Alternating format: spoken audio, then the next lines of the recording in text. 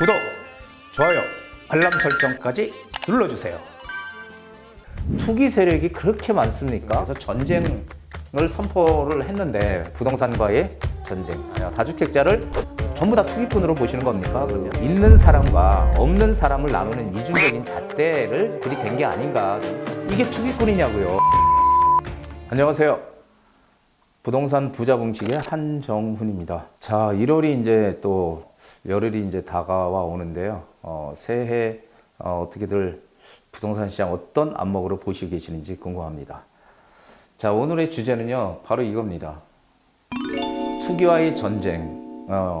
그런데 이게 누구랑 전쟁하는 건지 제가 좀 궁금해가지고 이 투기와의 전쟁에 대해서 한번 이게 바로 옳은 방향인지 이런 것들에 대해서 한번 살펴보는 시간 준비해봤습니다. 자, 대통령 지금 신년사입니다. 올해 신년사에 이런 거 나왔죠.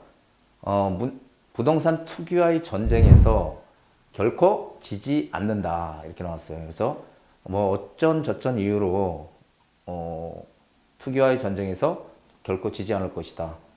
그래서 결국 뭐냐면 이게 내용이 뭐냐면요. 집값 상승의 원인을 지금 많은 부동산 전문가들이 얘기하는 공급 부족에서 찾는 게 아니라 이 단기간 시세 차익을 노리는 투기꾼들의 이 투기 세력이라고 하죠. 투기꾼들, 투기 세력의 움직임 이런 것들이 그 사람들이 집값을 많이 끌어올렸다. 여러 채 막 사들이면서 그래서 강력히 대응하겠다 이렇게 지금 얘기했습니다.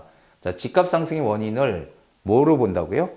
투기 세력의 움직임으로 본다는 겁니다. 근데 저는 이것도 참 이상한 게 투기 세력이 그렇게 많습니까? 투기 세력들이 집값을 몽땅 다 올려놓습니까? 어떤 한 지역에 몽땅 몰려가서 다 올려놓습니까? 물론 조그만 지역 같은 경우는 그럴 수가 충분히 있겠지만은 이 서울이라는 큰 넓은 지역에 투기꾼들이 왕창 몰려가가지고 집을 마구잡이로 사들여서 집값이 올랐다? 이거는 저는 상당히 인식이 지금 문제가 있지 않나 하는 생각을 합니다. 자, 그런데 2019년도 11월 달에 MBC에서 국민과의 대화했잖아요. 국민이 묻는다. 그때 요때 이제 질문을 했을 때 뭐라고 얘기했냐면요. 부동산 전국적으로 안정됐다고 얘기를 했어요. 이게 뭐냐면은 지금 뭐 부동산 가격을 잡아갖고 전국적으로 부동산 가격이 오히려 하락했다고 할 정도로 안정화되고 있다. 매매가도 안정이 되고 전세가도 안정됐다는 얘기입니다. 그래서 또 여기다 뭐 하나 덧붙였으니까 경제가 어려울 때마다 건설 경기를 살려서 경기 좋게 만들려는 유혹을 받는데 우리 정부는 성장률 어려움 겪더라도 부동산을 경기 부양책으로 사용하지 않겠다는 굳은 결의를 가지고 있다. 이렇게 얘기하셨습니다. 그런데 자, 그렇다면은 여태까지 부동산이 막 오른 게 이 기존에 있던 정책에서 부양책을 건설 경기를 살리기 위해서 부양책을 써서 부동산이 막 오른 건가요? 저는 이런 것들에 대한 상황 인식이 상당히 문제다라고 저는 얘기하고 싶습니다. 자, 과거 참여정부의 데자뷰입니다. 이게 뭐냐면은 과거 참여정부의 노무현 대통령이 이런 얘기 하셨죠. 투기와 전쟁, 이번에 꼭 성공시켜야 투기 세력과의 전쟁이라는 표현을 썼다는 거죠. 지금 두 번째로 그 현 문재인 대통령이 이 투기 세력과의 전쟁이라는 표현을 썼습니다. 그래서 이때 각종 규제 대책 쏟아냈잖아요. 부동산을 어떻게든지 잡겠다라는 그런 일념으로 지금은 이제 고인이 되셨지만 개인적으로는 제가 지난번에도 말씀드렸지만은 상당히 개인적으로는 존경하는 그런 대통령이셨지만 이 부동산 정책을 투기와의 세력과의 전쟁이다 이런 관점으로 규제 대책을 쏟아냈어요. 근데 결국 어떻게 됐죠? 쏟아낼 때는 가격이 당연히 대책이 나오면 가격은 하강합니다. 약간 뭔가 떨어집니다. 뭐 강남 같은 데는 1억, 2억도 떨어집니다. 하지만 그 대책의 효과가 몇 개월을 못 넘겼다는 게 문제예요. 왜? 시장의 유동성이나 이런 것들은 큰데 계속 시장을 누르니까 결국은 대책만 연말하다가 5년 동안에 어떻게 됐어요? 서울의 집값은 56%가 올랐고요. 그리고 강남 상구는 70% 이상이 올랐어요. 이게 현실이거든요. 이게 과거의 역사입니다. 과거의 역사.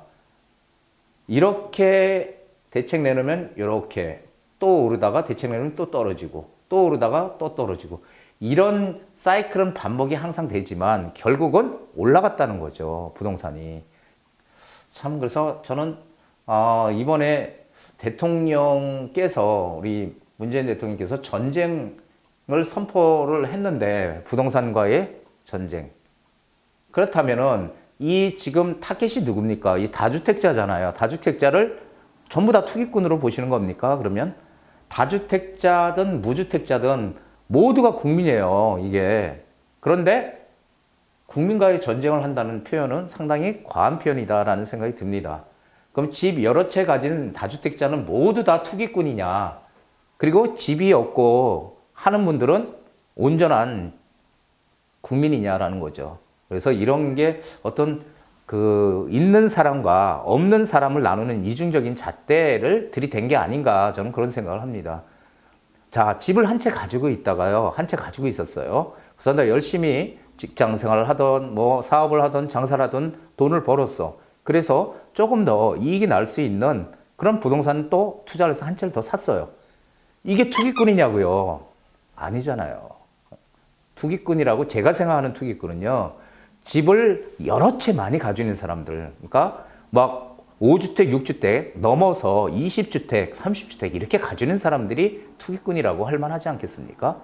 근데 이런 것을 통째서 무조건 다 집을 두 채 이상 가진 사람을 다 투기꾼 이런 식으로 보면 안 된다는 얘기를 전 드리고 싶은 겁니다.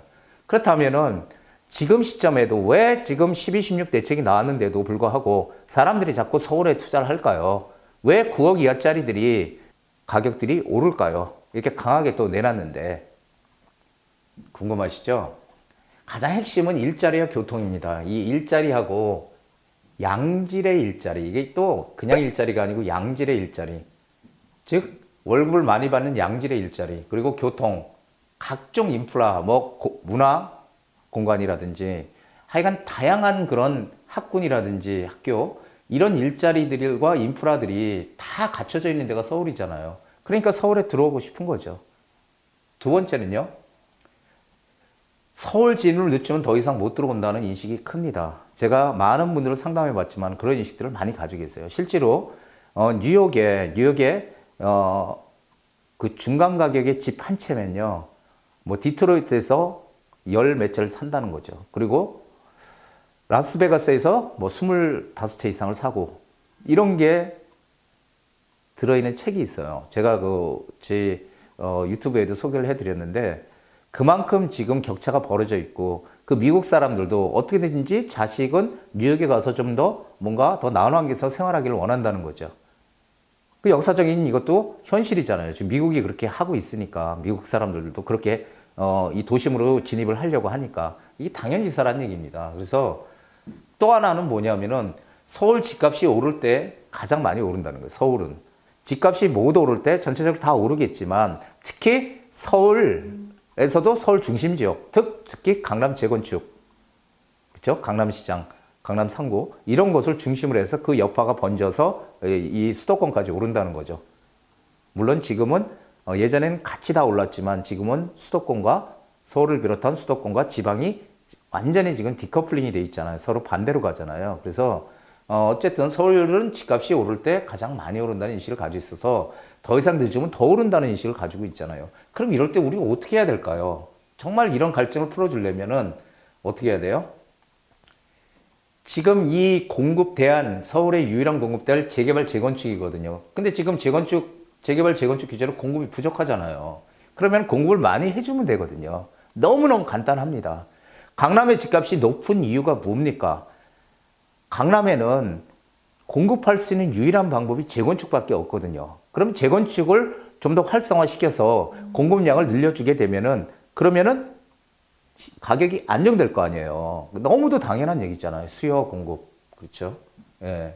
수요가 공급보다 많다면 어떤 지역에 결국 오를 수밖에 없다는 거죠. 그래서 저는 지금 이런 대책이 나왔다고 하더라도 결국은 단기적으로는 조정을 받더라도 결국은 오를 수밖에 없는 구조로 지금 간다라는 걸 저는 말씀드리고 싶은 겁니다. 그럼 집값 안정시킬 방법은 뭐예요? 하나예요. 딱. 공급 늘리는 겁니다. 물량이 많으면은 우리 미분양 되잖아요. 그렇죠? 미분양이 된다는 의미는 수요가 작다는 거죠. 작기 때문에 공급 물량이 많으면 미분양이 나는 거예요. 서울도 마찬가지 아니겠어요? 서울도 공급 물량이 많아지게 되면은 미분양 나올 수 있어요. 왜냐하면 들어오려고 하는 사람들이 많기 때문에 그것을 잘 좀 판단을 해주셨으면 하는 바람입니다. 그리고 자, 이런 정책들을 바꿔야 되는데 각종 규제로 수요를 억제해서 투기꾼 잡겠다라는 기조를 또 신년 회에도 신년사에도 명확하게 밝혔잖아요, 지금. 예, 그렇기 때문에 정책의 기조는 계속 유지해 나갈 것입니다. 자, 그래서 올해도 규제 연속의 시장이 될 것입니다. 거기에 흔들리면 안 된다라는 얘기죠. 그래서 규제로 시장은 잡히지 않고요. 단기간에 효과만 낼 뿐이다. 제가 이거 누누이 제 유튜브에서 말씀드렸죠. 더 강력한 대책이 나올 거예요. 또 시장이 오르면 또 나올 겁니다. 하지만 과거의 역사를 보더라도 정책은 결코 시장을 반드시 이기지 못한다는 거 꼭 기억을 하십시오. 또 이게 제일 마지막이 포인트인데요. 시장에 악재가 많아서 집값이 떨어진다. 그러면 그럴수록 우리한테는 기회가 더 커진다는 거. 이것도 명심하시기 바랍니다. 자, 더 높이 나는 새가 더 멀리 봅니다.